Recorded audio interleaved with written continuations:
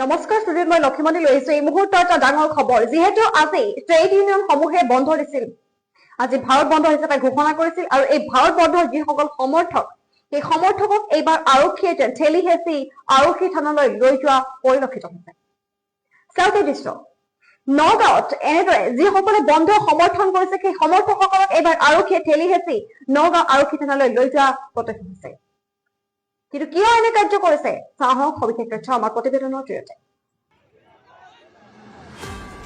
নগাঁৱৰ ভাৰত বন্ধ সমৰ্থকক আটক নগাঁও আৰক্ষীয়ে প্ৰতিবাদ কৰি ঠেলি হেঁচি লৈ যায় আৰক্ষীৰ বাহনলৈ সমগ্ৰ দেশতে 30 কোটি শ্ৰমিকে ধৰ্মঘট কাৰ্যসূচী ৰূপায়ণ কৰিছে আৰু ট্ৰেড ইউনিয়নসমূহে আজি অৰ্থাৎ 12 ফেব্ৰুৱাৰী দিনটোত ভাৰত বন্ধৰ যি আহ্বান জনাইছে পুৱাৰে পৰা আজি নগাঁও চহৰত মিশ্ৰিত ভাৰত বন্ধৰ প্ৰভাৱ দেখা গৈছে ভাৰত বন্ধৰ বাবে ৰাজহুৱা পৰিবহণ বেংকিং কাৰ্যালয়সমূহ শিক্ষানুষ্ঠানসমূহ কিছু পৰিমাণে প্ৰভাৱ পৰাও দেখা গৈছে কেন্দ্ৰীয় চৰকাৰৰ নীতিৰ প্ৰতিবাদত 10টা ট্ৰেড ইউনিয়নৰ যৌথ মঞ্চই দেশজোৰা ধৰ্মঘটৰ আহ্বান জনাই নগাঁও চহৰৰ ক্লক টাৱাৰৰ ওচৰত কিছু সংখ্যক লোকে পথ অৱৰোধ কাৰ্যসূচী ৰূপায়ণ কৰে আৰু কিছু সময়ৰ পিছতেই প্ৰতিবাদকাৰীক নগাঁও আৰক্ষীয়ে আটক কৰি সদৰ থানালৈ লৈ যায় আপোনালোকৰ নাতি পুতি চবে আছে জনসাধাৰণৰ অৱস্থা নাইকিয়া কৰি দিছে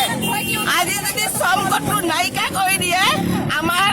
শ্ৰমিকখিনি ৰাজপথত ওলাই আন্দোলন কৰিবলৈ মানে হেৰি নাথাকিবই আমাৰ হেৰিটো মূল্যটো আমাৰ মানৱ অধিকাৰ আমাৰ মূল্যটোৱে নাথাকিব যেতিয়া শ্ৰমকটখিনি বাতিল কৰি নি পেলাই নাইকিয়া আমি ৰাস্তাত কিবা এটা মাতিবলৈ হ'লে আমাৰতো অধিকাৰটো একে সব্যস্ত কৰি পেলাইছে নাইকিয়া কৰি পেলাইছে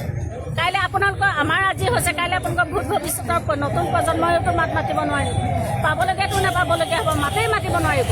আৰু মাত মাতিবলৈ যাওঁতে তেওঁলোকে কি কয় আমাক এৰেষ্ট কৰিবলৈ লৈ যায় গম পাইছেনে অধিকাৰটো বিচাৰিলে প্ৰাপ্যখিনি বিচাৰিলে আমাক কি কয় এৰেষ্ট কৰিবলৈ লৈ গুচি যায় এয়াই হৈছে আমাৰ এয়া আজি সমাজৰ মানৱতা অধিকাৰ হয় নিশ্চিতভাৱে